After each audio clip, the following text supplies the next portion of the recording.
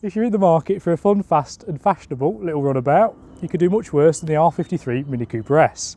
In fact, with prices starting at just £1,000, I reckon this is the best value hot hatch you can buy. But is it any good? Well, as you can see, we've got one here, so let's find out.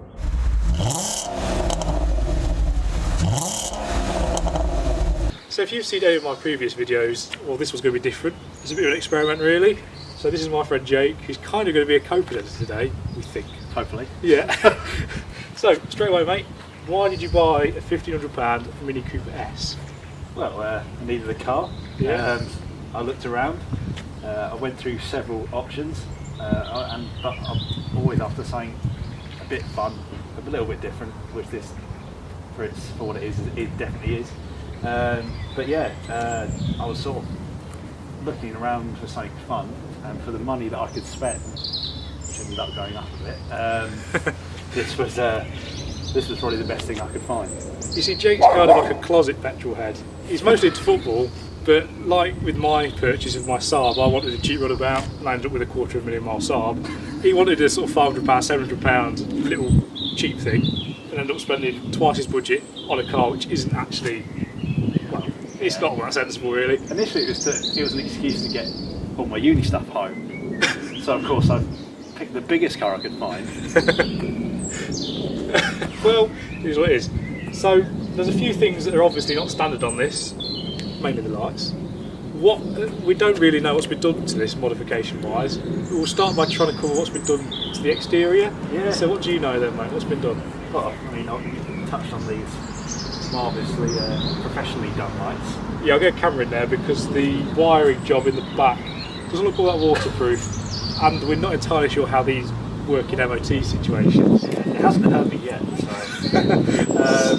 So we've got that. We've got beautifully matte black sprayed exterior parts that aren't standard, de-chromed around the lights. It looks like they didn't bother to fill that. No. I think that's just literally someone's covered it in paper and then tried their best to do it with a can of spray paint. Another obvious modification, lowered. Yeah. We're not entirely sure. You don't like it because it's hot rodded, so it's higher at the back. I'd rather, yeah. I don't know. I don't mind the stance of it. It's just, it feels like I'm leaning forwards, and this takes quite a bump damage when I'm going over anything slightly raised in the road. So I suspect that's probably, what do we reckon, 30mm all round, but it's just there's more weight on the front. Just seems to be, yeah. There's more weight on the front, so they probably just drop the back more. Yeah. So yeah, that's that. Now the roof is kind of the worst area in terms of modifications. So you thought this was bad. I'm hoping I'll pick that up on camera. This is a whole another level really. This was white when it left the factory, and the reason I can tell you that is because if you look around where the boot sort of goes up, it's white, and this obviously isn't.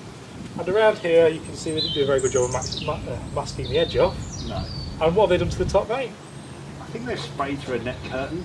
Yeah. I'm not. On the pictures, it didn't look that bad. Up close, it looks very bad. So yeah, it looks like somebody's literally laid out their grandma's sort of lace curtain on the roof, got a red aerosol can, and just sprayed through it.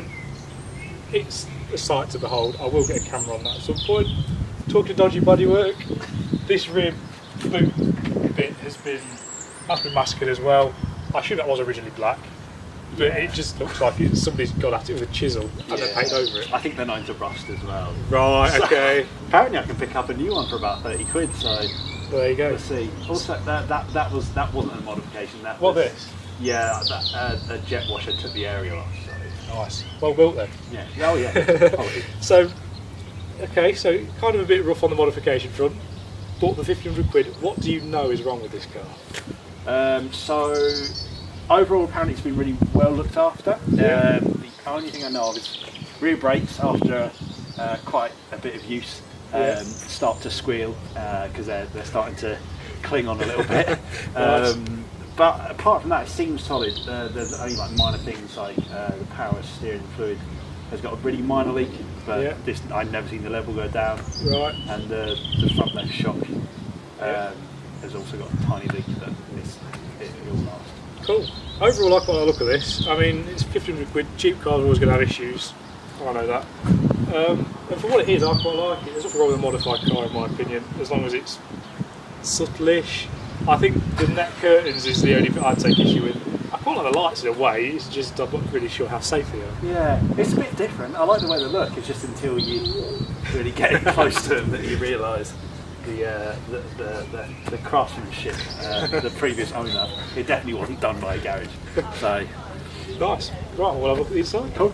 So when I first get into this interior, my first impression is one of not much space. I'm just under 6 foot and I feel cramped, to be honest.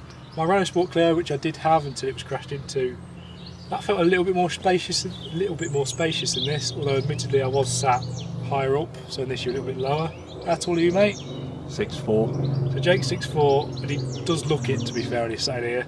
His knees are around his ears, and it's all not quite made for a man of his stature, is it? It's fine. It's fine. Okay. Now, this is quite distinctly Mini. This style they've kind of ran with, well, this is from the old Minis, isn't it? But they've ran with this all up to their newer stuff now. I quite like it. The quality seems okay for a sort of mid-2000s car. As was with an old car, aftermarket stereo is a must. You've got your phone playing through there. You've also got hands-free. I do. That's not standard. I didn't think it was, mate. And there's also aircon in here. But there are some mods as well. So what's been done? What have you got in here? We got absolutely sick 8-ball gear knob. Nice. I'm sure that, yeah. I'm not really sure about this bit though, mate. And this is all of it. Don't take that apart. Yeah, that doesn't quite it's work. It's not firmly fitted. No. And then what else is there? Again, it's all very homemade. There's a theme here with this car. Red and homemade. It's very personal. It's a personal car. Yeah, it's like a red velvet suede surround to like the gear stick and the handbrake, which obviously runs alongside the really cool theme of red in the car. Yeah, the red lighting in here kind of does it for me. So this car, it's got ambient lighting, hasn't it, I think? Yeah. And they've changed all the bulbs to be red. Now that makes this car distinctive, admittedly. Yeah. But kind of like a strip club, or what I imagine a strip club looks like. I've never been in one. You like it? Yeah. You know what? Yeah. Okay. It's a guilty pleasure. I think it looks cool. Okay. I'm not such a fan. I think it's a little bit over the top. With the red roof, it's kind of just a bit chavvy. How dare you? On the whole, though, the interior's alright. I will mention these seats. I think these are standard Mini seats, just half leather. I find that a little bit disappointing. Perhaps in a Cooper S you'd want some unique seats. My Clio had some nice big sporty seats, and I quite like those. Alright. Me and Jake are now going to try to fit the back of this. He's 6'4", I'm 5'11". So I think I'm going to try and sit behind him, and he's going to try and sit behind this, which is just in a normal position. I'm not entirely sure this is going to work, but let's give it a go. So, yeah.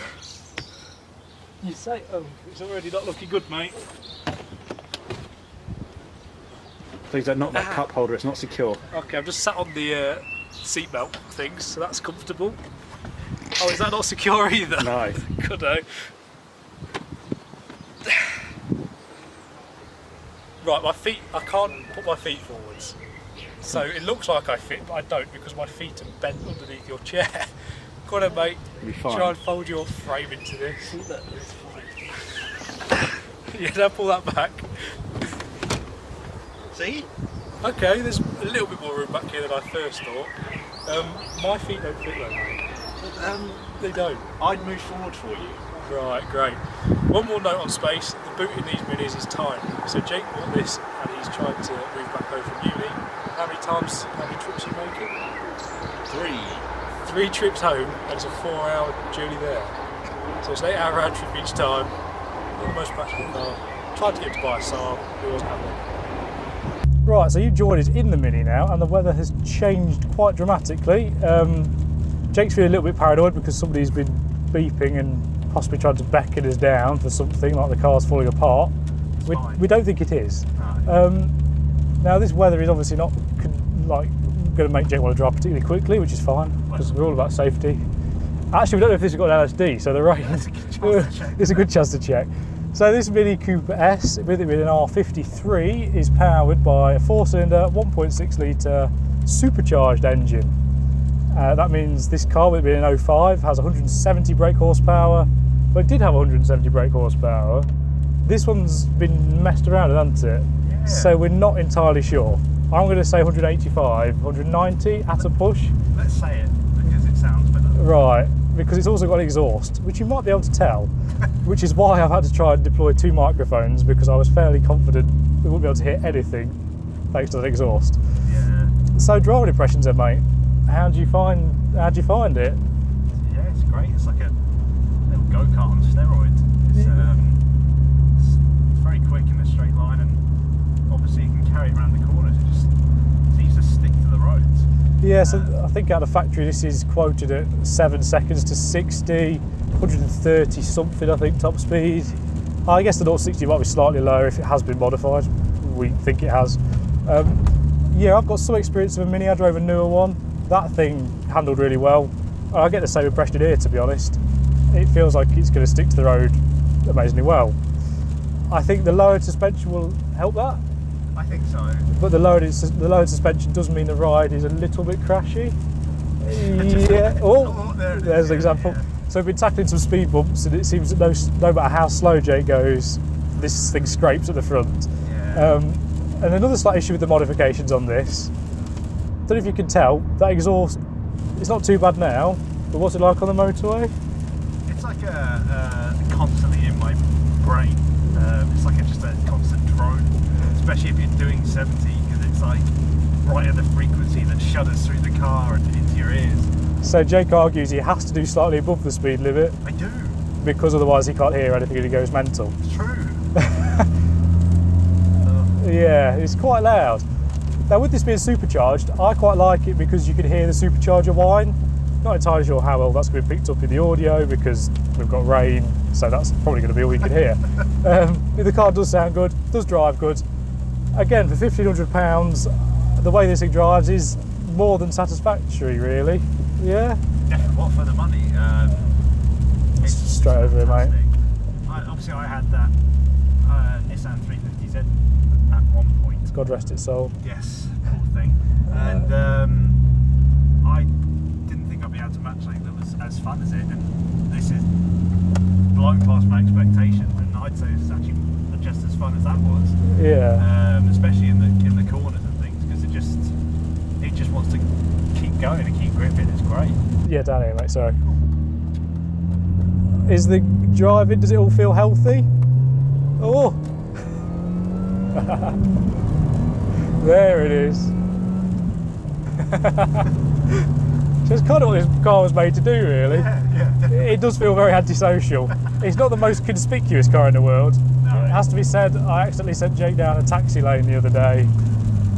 It was late, admittedly, but that only made me feel even worse because we were driving down like this taxi-only zone in a very loud, obnoxious Mini. I haven't heard anything about it. I'm sure it's fine. For 1,500 quid, I couldn't have got better, I don't think, with everything I was looking at. It's just the acceleration's a lot of fun. The supercharger whine's really addictive. Yeah. And like I say, just around the corners, it's handled probably one of the better handling cars I've owned. Yeah, I think, like you say, for 1,500 quid, like I said at the start of the video, I think Mini Cooper S, the R53 one, is possibly the best value hot hatch you can buy right now. The only thing I can think of that comes close is the Renault Sport Clio, which I had. It's kind of a different kettle of fish, and actually Clio's are on their way up, and these are still dropping. So, Right. well, they are, aren't they? So I think these are possibly the best value things. Because there are so many of them. Yeah, I mean, I can tell you love it. I love my Saab, but I think I'd love this car. Yes. The exhaust is slightly noisy. So I think, having said that, I think thanks for watching. Remember to subscribe. I've been Blee, that's been Jake. I didn't just take both my hands off the steering wheel. Great.